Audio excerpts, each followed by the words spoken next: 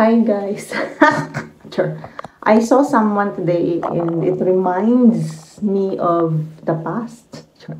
Pero ano lang siya guys, kanang ako siya i-share sa inyo na I wanted to forgive. I already forgave them pero naay mga panahon gihapon nga mo pop up siya sa huna-huna, nya na ang sakit na tanan pero ako dayong i-renew, gina-renew dayon ako huna-huna. Dili man siya permanente para sa karon nakita nako. So unsa akong ginabuhat, I renewed my mind tapos ko nga, hey Satan,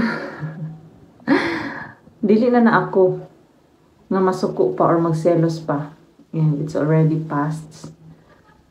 Huma naman to, I forgive them already. Kung dili na ako mobalik pagguba sa sitwasyon sa kanang kung unsa mi karon ka peaceful, dili na ako gusto maguba na siya nga kuan kalinaw. So I won't be affected and I won't listen to you. Everything is a lie from you. Kanang mga insecurities sa karon marag okay no kay wala I mean sa I've been there sa kanang mga panahon kabalo ko sa mga time nga naatay mga pain sa mga sa actual gid mga moment sayon ra kay siya i-advise nga pasagdi na kalimti na move on na good okay na kanang naay mga cheating issue karon nga katong naa siya sa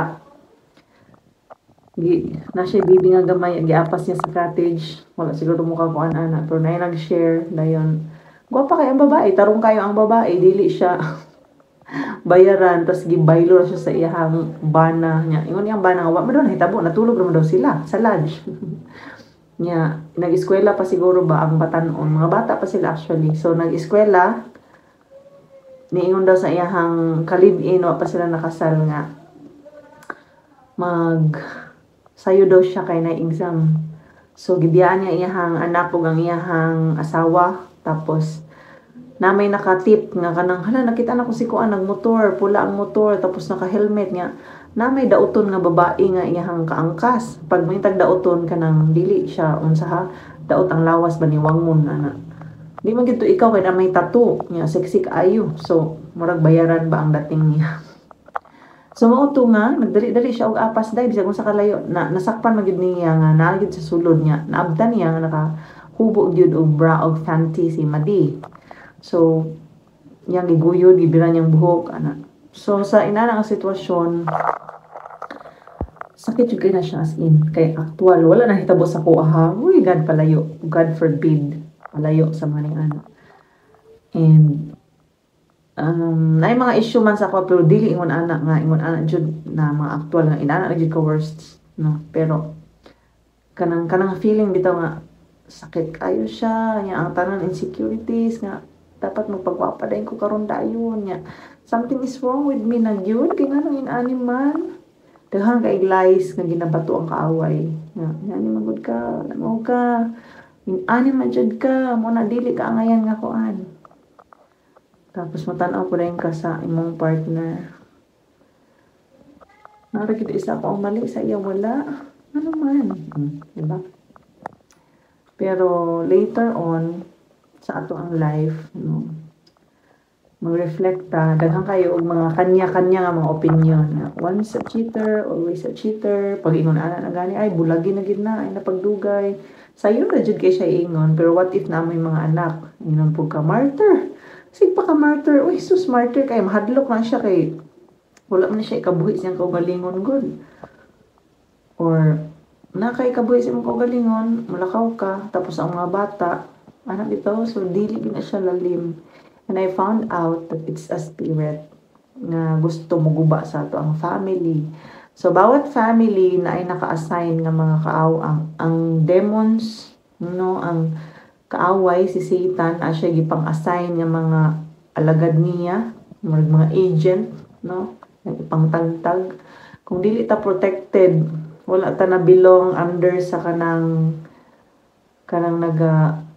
tudlo gyud og insakto no nga na teaching or church no dili ta maprotektahan and makasulod makahilabot ang kaaway sa ato ang kinabuhi sa atong pamilya. Ang purpose gyud sa kaaway is gubon gyud ang atong panimalay. Mo nang every time nga naay mga ning-ana nga mga panghitabo, let us not remember nga ang ato adyong kaaway is ang si Satan, no nya. Pag gi-expose na ko siya karon no, inana iyang tactics, inana iyang binuhatan based ako ang experience og salamat sa kaalam sa Ginoo sa teaching pod nga ako ang nadungog sa ginapaminawan ako sa church, sa 5F Church, under sa spiritual mother nako si Apostle Catherine Crick, and even sa kang Pastor Ronjan nga teaching ana.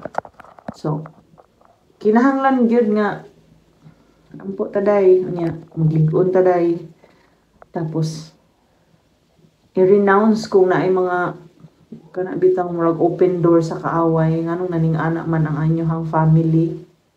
Unsay sinugdanan, basig na ay mga tinaguan nga mga binuhatan nga wala na pangayo ang pasaylo, wala na renounce kay maka-attach man gyud ang mga spirit ana good kana kun kay mga buhat bitaw nga iya sa kaaway sa kangit-ngit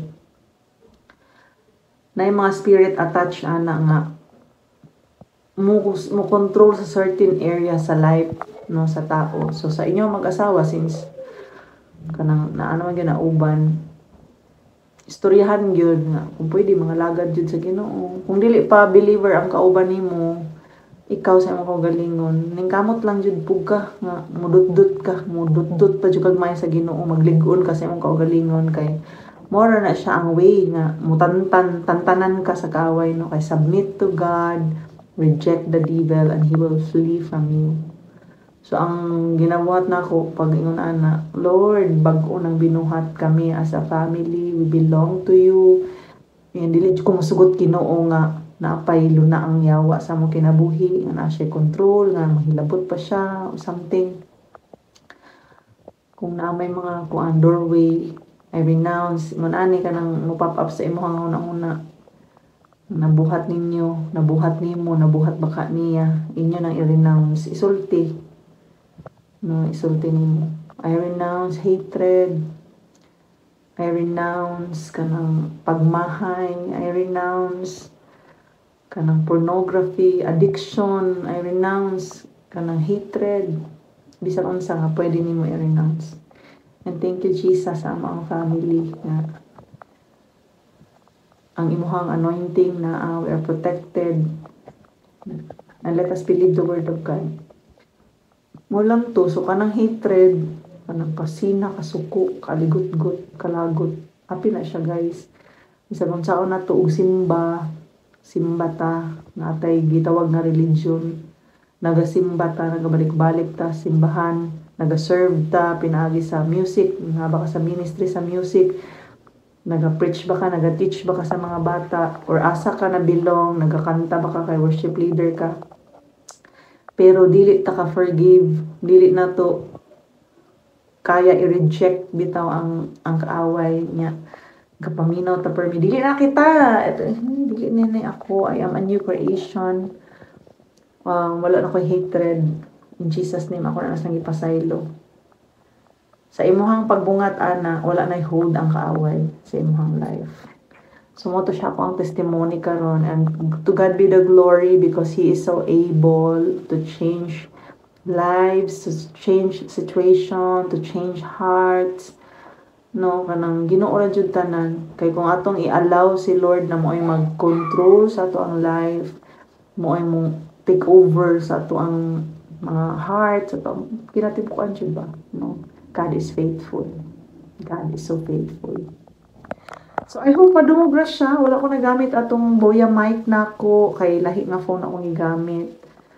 Naka-charge ang atong phone. So I hope that you are blessed. Mo lang to. If you have some questions, you can ask anything here sa atong comment section. Bye! God bless you.